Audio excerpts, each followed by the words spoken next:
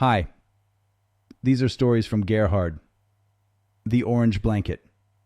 It was late at night, and the weather was terrible when Emily and her husband, Daniel, rushed to the hospital. She had gone into labor suddenly, but as soon as she was admitted and settled into her room, the contractions stopped. The doctors told her to stay overnight, just in case.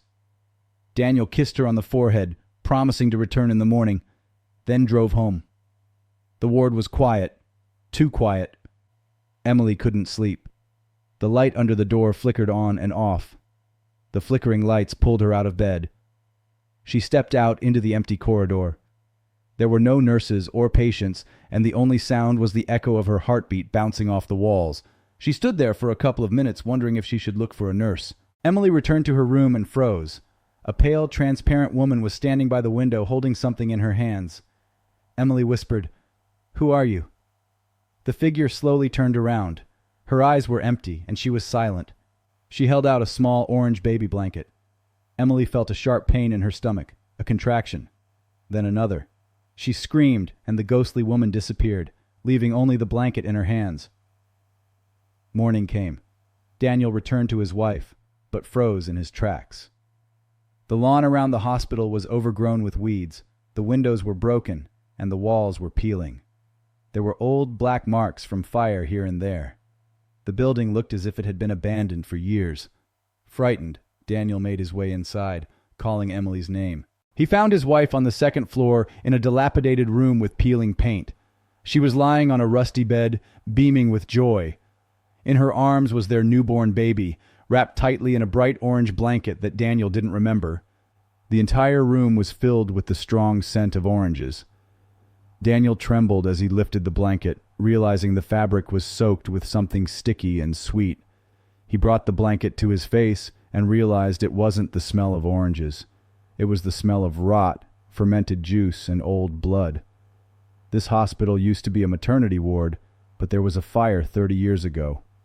The doctors covered up the tragedy. A woman who hadn't had time to give birth suffocated on the second floor. When she was found, she was clutching a blanket, the only thing she had brought with her, in her hands. It was orange. Since then, locals have whispered that the ghost of the woman is searching for someone to help her complete her unfinished birth. They say that if you smell oranges at night, she is nearby. Daniel looked at his wife. She was still smiling, but her eyes were empty and glassy. The baby in his arms stirred, and for a moment he thought it was not a baby, but a black shadow wrapped in a blanket. At that moment, the woman by the window reappeared.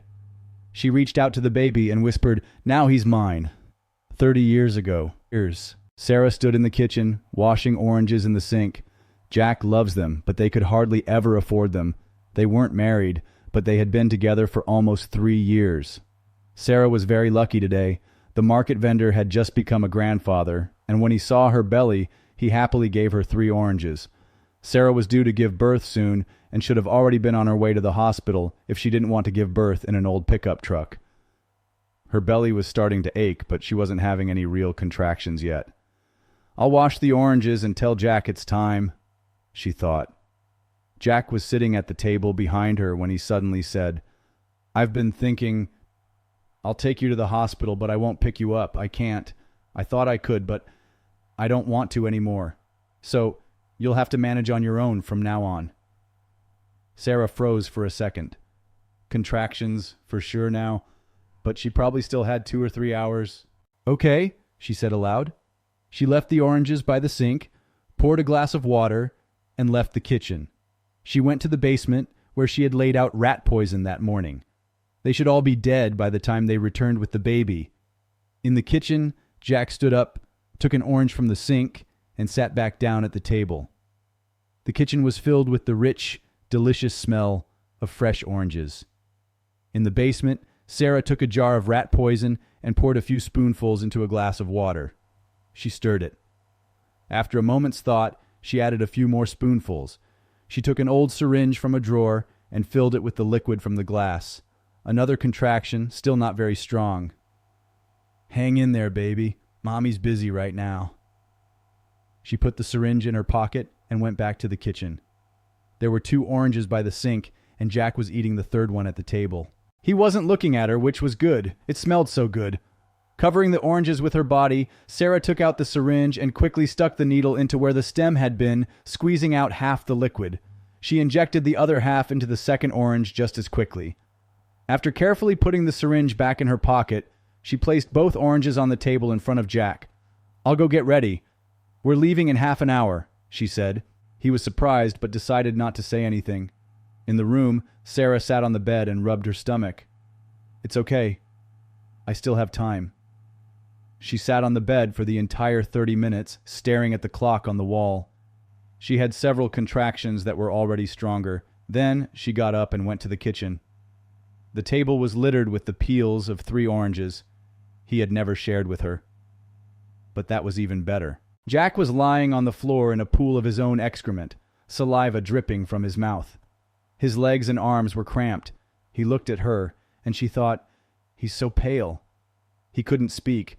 His mouth was twisted, probably from cramps. A contraction pierced her stomach even harder. Now it was definitely time. Sarah took the pickup truck key from the table by the door and got into the car. An orange baby blanket lay on the passenger seat.